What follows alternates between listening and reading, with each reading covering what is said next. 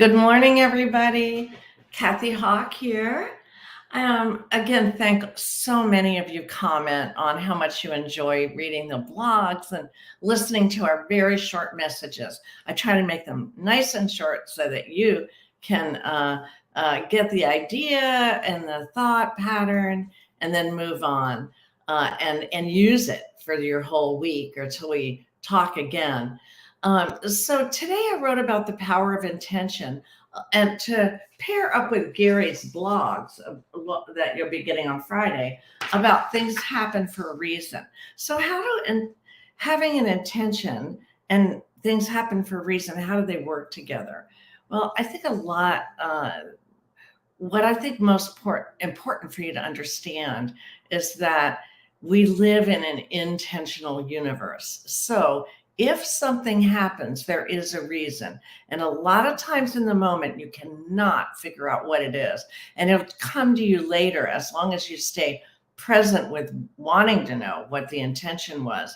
So I was thinking about when Gary and I put a substantial down payment on a house or a property, let me put it like that, that we were just so convinced we could get it to be exactly how we wanted it. We both enjoy remodeling, and it had actually been a garage, for a wealthy person who had stored a number of their vehicles there, and it was behind a large house, and so we wanted it so badly, and we went all through all through the permitting stage and figuring out how to separate the garage title from the big house title, and submitted everything. And after all said and done, and I mean, it was a lot of paperwork, we got turned down for the loan, and we were both like, oh,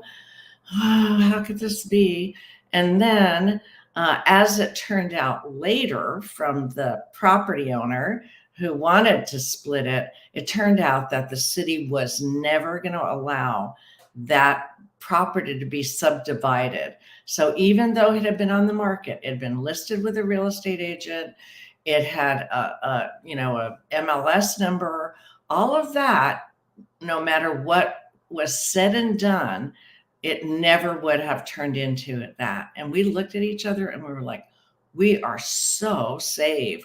We were literally saved, the old saying, saved by the bell. Well, it wasn't the bell here, but it was enough stalling on the city's department, even though we went several times to check on the permitting process. We were literally saved. And as soon as we released that, when that door closed, another door opened. We were in the neighborhood. We happened to walk by a house where they were just putting up the sign for sale. And that's the house that we ended up with for a number of years. We did not know the intention behind there was a very benevolence there that saved us, from ourselves, from a fantasy of like, wouldn't that be fun to roll up the garage doors, pull your car in near the living room? It was like a detective novel Gary had read was.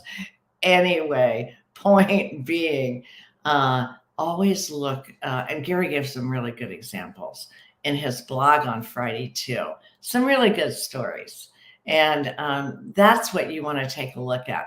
Things do happen for a reason. Sometimes you can't see what it is right now, but when you do, you'll be amazed. You'll look back and go, wow, that was a saving grace. I think that's where the saying a saving grace comes from.